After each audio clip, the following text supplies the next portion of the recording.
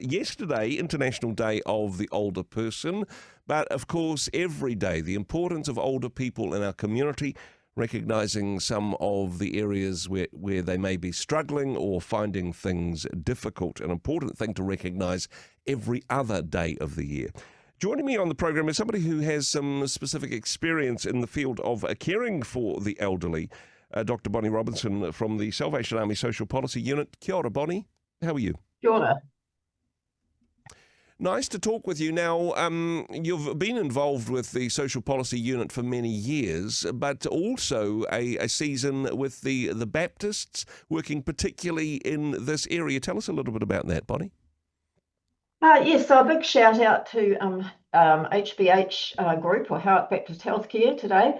I was CEO there for about 12, 13 years, and we ran a range of services for older people, including residential care and community services. So, and previously I've also worked for Age Concern many years ago. So older people are very dear to my heart. I grew up in a 3-generation household, and I've always just really enjoyed working with and for older people, and just value what they bring to our community. Now, in terms of difficult times, if there's tough economic times, if there's a struggle to make ends meet for society generally, then I imagine older people on fixed incomes are going to feel it perhaps worse than others, but perhaps complain less than the rest put together. Is that a fair comment? Yeah, I mean, they do generally tend to be a group that just roll up their sleeves and get on with things. Yep. And don't like to complain, and sometimes find it difficult to ask for help because they've been independent their whole lives.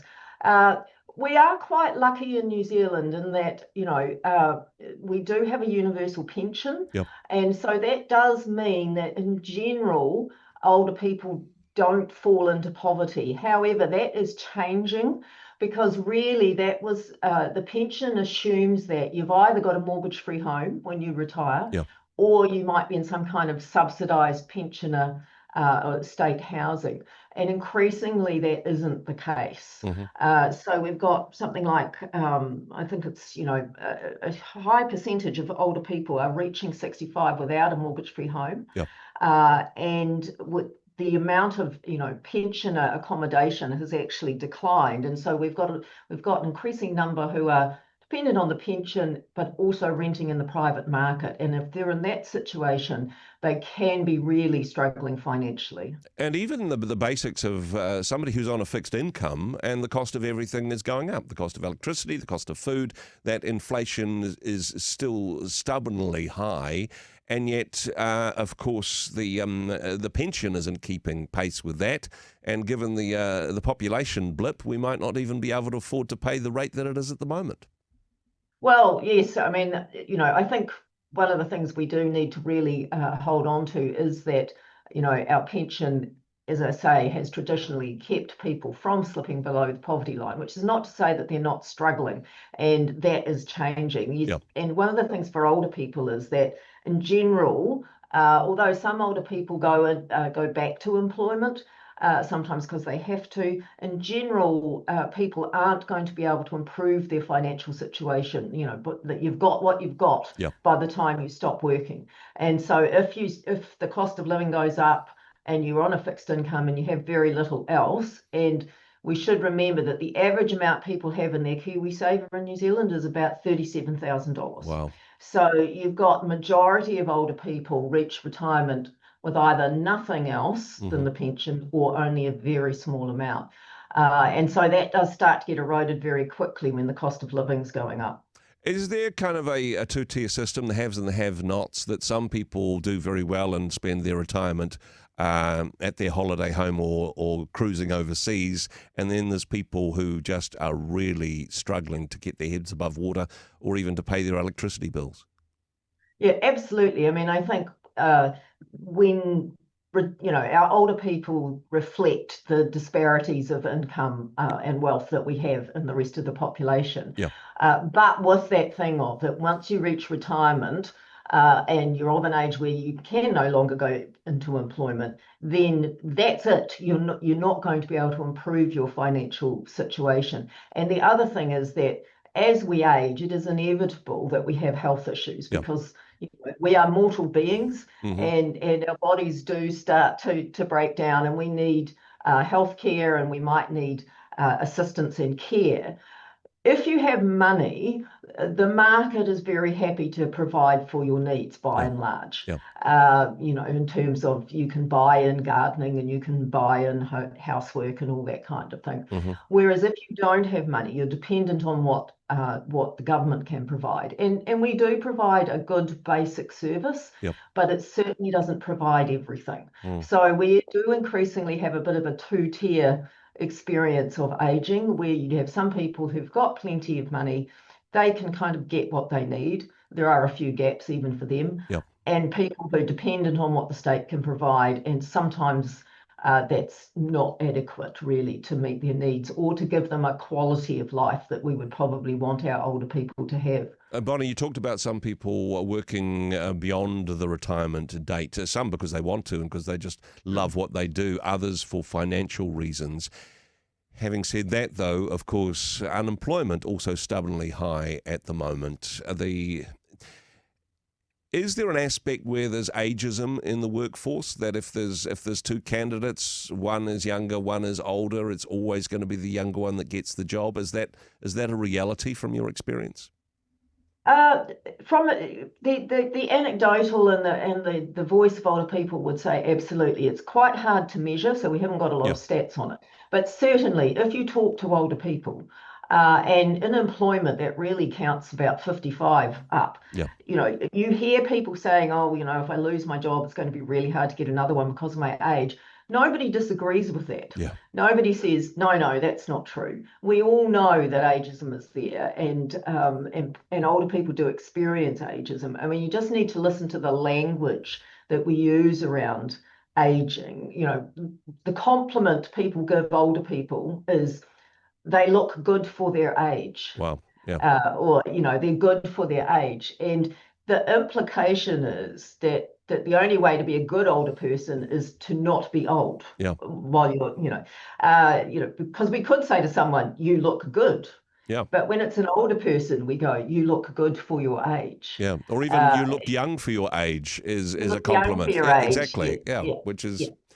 And it's a discounting of aging, and to a certain extent, assuming people have lived a normal kind of healthy-ish lifestyle, how you age and how you look as you age is actually purely genetic. Yeah. You can't really do anything about it, So, but we do have this thing of we try and kind of push aging aside, and the older people that we like are the people that don't really look old. Wow.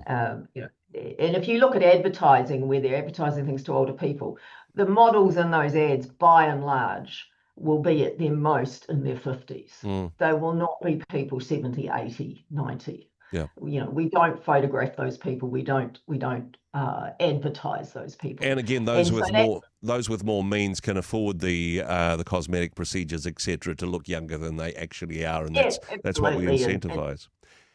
And so we're saying aging isn't a good thing, when in actual fact, if you think about it, the fact that we get older and live into our 80s is a good sign. Like we're living in a society that enables that. There's lots of places in the world where you don't get to those ages. Exactly. As far as we know, it beats the alternative, without bringing in the spiritual aspect to that, of course. Yeah. Just finally on this one, because I think this is the real epidemic within our older community, talking about the issue of loneliness and isolation. As I said at the beginning, a lot of older people are just quietly getting on with it. But there's the isolation which brings despair, the mental health of our older generation. In some ways, this is the real crisis here. Yes, and loneliness, we know, chronic loneliness is as bad for your health as smoking. Wow.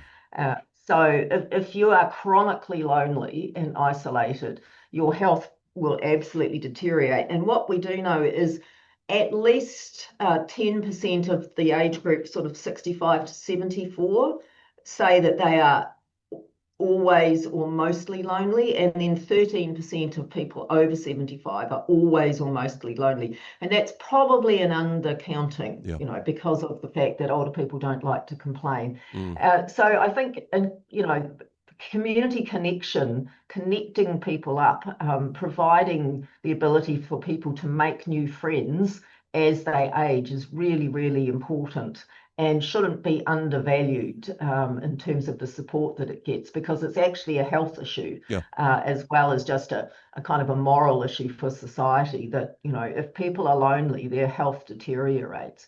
And I think that, the ways that we live now, where, people can have children, but they can be anywhere around the world, Yeah. all that kind of thing means it's easier to get isolated, perhaps, than it was in the past. Now, this is an area where you have done some work, in fact, received some recognition for the work that you've done in terms of creating a virtual village. Tell us a little bit about that. What does that look like, and how does this address some of the problems? Bonnie? So again, a shout out to Howard Baptist Healthcare, who have kept this going. The concept was that not everyone can or wants to live in a retirement village. Yep. One of the things a retirement village can provide is this companionship and opportunity to make new friends. So we were like, how can we do this for people who are living in the community, not in a retirement village? And so we established it's kind of like a club, but anyone's welcome. And we had events, but the purpose of the events was not the thing itself. It was to connect people up. Mm-hmm. So we tried to run them in a way where we would go, Bonnie, do you know Andrew? He just lives down the road from you. Maybe you might want to go and have a coffee. He's a grumpy old geezer that needs cheering up. Yeah. Yeah. So it was really very much focused on how do we link the people who come together so that the relationships continue outside of the event. Yeah.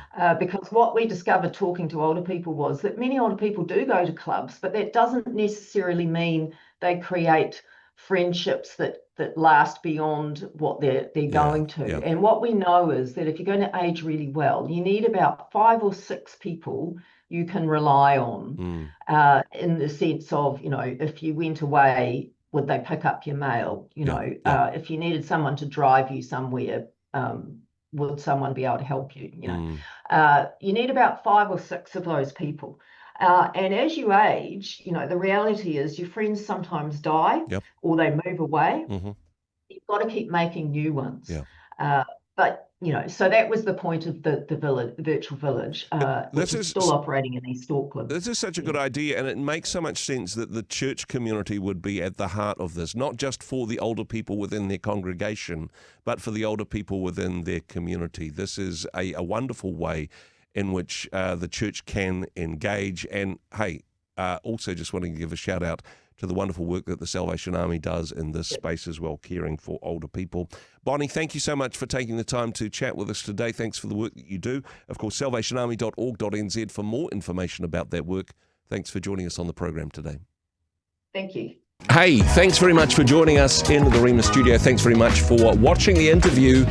It's kind of nice to have an audience, actually. And if you did like what you watched, then do give us a like, do give us the thumbs up. And if you'd like to see more interviews like that one, or perhaps even better, subscribe and those interviews will come straight to you. Don't forget to turn on your notifications, and we'll see you in the next one. Cheers.